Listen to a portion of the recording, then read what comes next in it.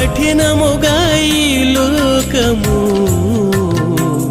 నీ దేహాన్ని దాహంతో నలిపారుగా మౌనముగా మనసు గాయముతో కరిగిపోయావులే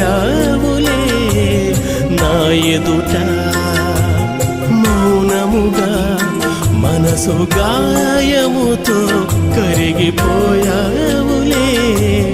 నా ఎదుట నాదెంతో పాపము నీవు